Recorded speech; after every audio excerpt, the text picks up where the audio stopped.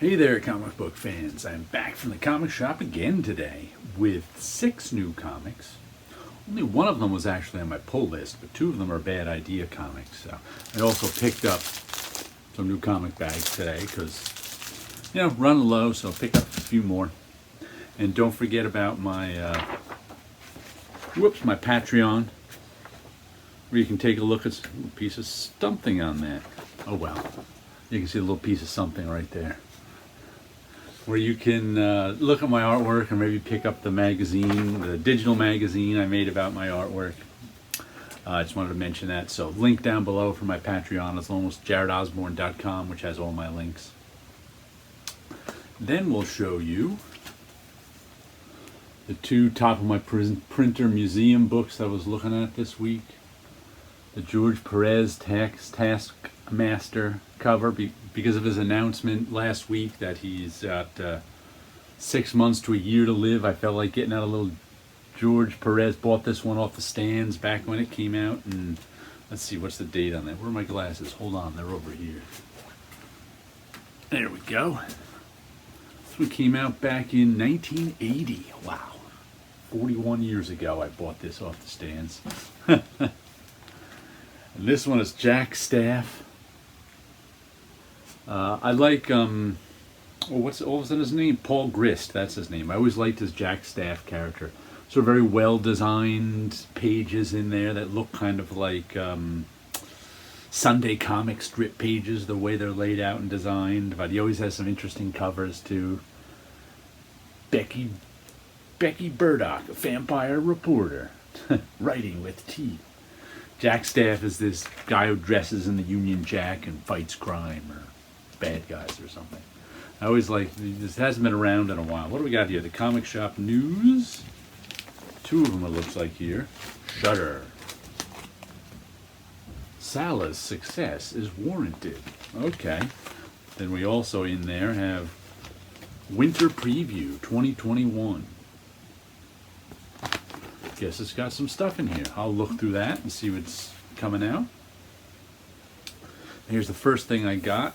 Picked this up. It's the Lot. Not first printing. That's what it says here. They don't say second printing. They say not first printing.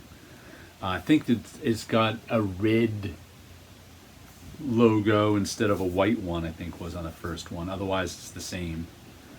It says not first printing in the indicia, otherwise it's the exact same interiors. Just picked it up first because I put it together, so I'll put it in my files. And then the other Bad Idea comic, this one's going to be a weekly. The first issue is $10, and boy, that's heavy. We've got some really heavy cover stock. There's varnish on it too, but the cover stock itself is kind of plasticky and heavy, so that's kind of interesting. Checking the varnish. Yeah. A little varnish in the edge of that moon. I don't remember that being there. But $10 first issue. What is this, 64 pages or something? Some really nice artwork. The artwork's by Tomas Giorello. I think it's mostly pencils with color over it. Very well done. Who's doing the color art? Diego Rodriguez. He does a lot of the color art for her. Very nice looking stuff. I put it together, but I haven't actually read it. I look forward to reading it. Then I picked up regarding, this one's on my pull list. This was the one book that was on my pull list, regarding the matter of Oswald's body. I think it's going 5 issues. I saw somewhere. I don't know if it says inside. Well, like chapter 2, but 5 issues, and it's about conspiracy stuff. With the artwork and the storytelling in it, last issue really impressed me.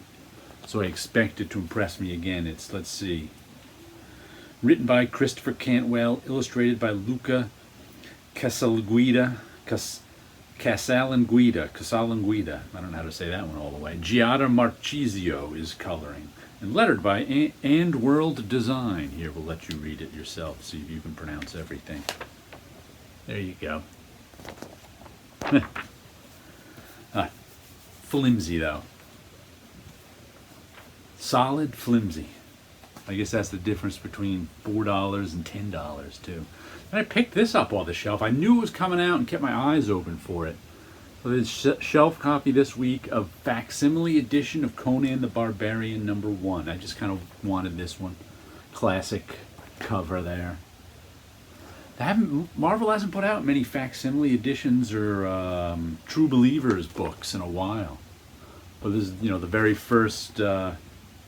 I've had reprints of this over the years, but never had it as a single comic, I don't think. This made me crack up. It's from the era of half-page ads. So you get, I assume, I think in all the reprints, they stack that one under there, so you don't get the half-pagers in the reprints. The last thing I also picked up off the shelf was New Burn in #1 by Chip Zdarsky and Jacob Phillips. I liked the first issue of this, but it really didn't grab me. So I was like, you know what? Maybe I'll pick up the second issue just off the shelf to give it a read, to give it another chance to grab me. And so I only had one. Well, at first I only had one comic on my pull list. Then I had to grab the 2 Bad Idea comics, and then the Conan. So I ended up with 5, and a pretty hefty bill, being that the lot #2 is $6, and this is $10, so that's like $16 right there. But I have to get those.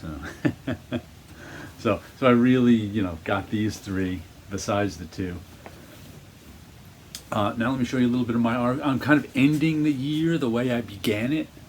In the beginning of the year, I bought a whole bunch of colored inks, and I started trying to work on a colored ink style, which I like the way this came. I kind of, I think I've almost got it. But then, like in the whole middle part of the year, I started doing all these paintings. So getting 5 of these paintings done took up a lot of time. So I kind of didn't do any of my colored ink stuff. So this month I was like, let me grab some of my colored ink stuff. And then I was just doing this one. I said to the Hypno Love Girls is one of my comics, covers to comics that don't exist. And I never quite. No, I haven't even pulled.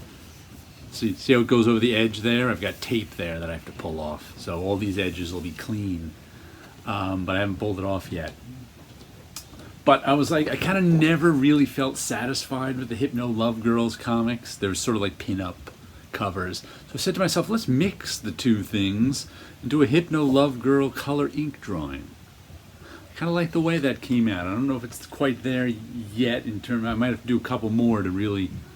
But I like it better than the ink versions I did that had sort of complicated ink, black ink backgrounds. I like the colored ink, all of those swirls I had fun doing.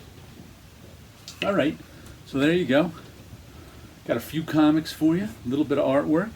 Don't forget my Patreon, link down below, and we will catch you next week.